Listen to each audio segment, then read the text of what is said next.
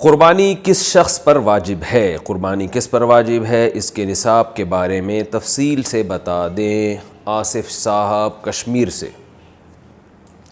جناب آصف صاحب، قربانی کے نصاب میں 5 چیزیں دیکھی جائیں گی، 5، یہ خوب اچھی طرح دماغ میں بٹھا لیں۔ اور یہ 5 چیزیں کس دن دیکھی جائیں گی؟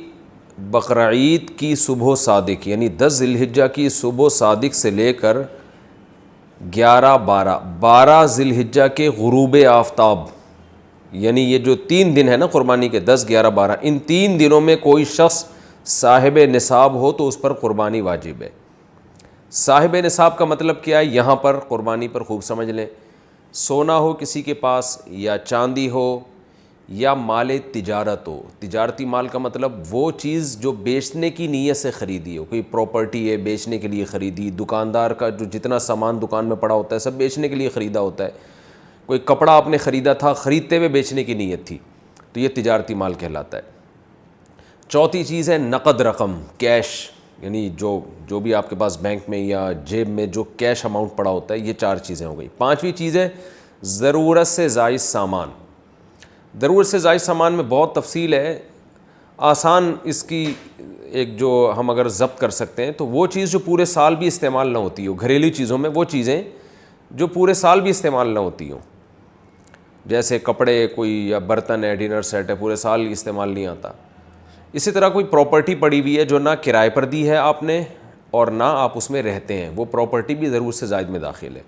تو یہ جو 5 چیزیں ہیں، کسی کے پاس یہ 5 چیزیں، ان کی جو ویلیو لگائی جائے گی تو ان 5 چیزوں کا مجموعہ اگر 52.5 تولہ چاندی کے برابر ہے، 52.5 تولہ چاندی آج کل 65-70 ہزار کے لگ بھگ ہے، نیٹ پہ سرچ کر لیے گا، تو کسی کے پاس یہ 5 چیزیں، یا 5 میں سے 4 چیزیں، یا 4 میں سے 3 چیزیں، یا 3 میں سے 2 چیزیں، یا کوئی ایک چیز 52.5 تولہ چاندی کے برابر ہے، اور یہ بقرعید کی صبح صادق سے لے کر ذی الحجہ کی 12 تاریخ کی غروب آفتاب سے پہلے تک رہتی ہے اس کے پاس، تو ایسے شخص پر، یعنی بقرعید کی صبح صادق کے وقت اس کے پاس یہ نصاب موجود تھا، اور یہ 13 تاریخ کی ذی الحجہ تک اس کے پاس یہ نصاب موجود رہتا ہے، تو وہ صاحب نصاب کہلائے گا۔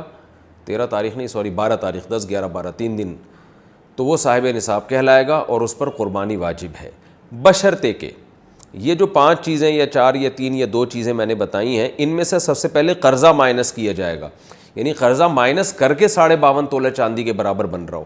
اسی طرح گیس بجلی کا بل جو ان کے اوپر لازم ہے وہ بھی اس میں سے، یا جو مہینے کا راشن آئے گا وہ بھی مائنس کیا جائے گا، جو گھر کا ضروری راشن ہوتا ہے نا وہ بھی مائنس کیا جائے گا۔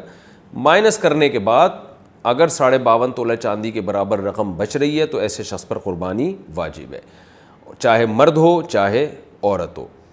تو عورت کیسے قربانی کرے گی؟ سونا خواتین کے پاس بہت ہوتا ہے، چاندی ہوتی ہے، چاندی نہیں بھی ہو تو سونے کے نصاب جو ہے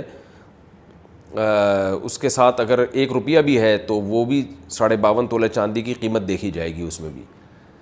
تو عورت کیسے قربانی کرے گی؟ اس کے پاس تو کیش نہیں ہوتے عام طور پہ، تو پورے سال جمع کرے، تھوڑے تھوڑے اپنی جیب خرچی سے بچایا کرے، یا سونا کو بیچ کر کرے۔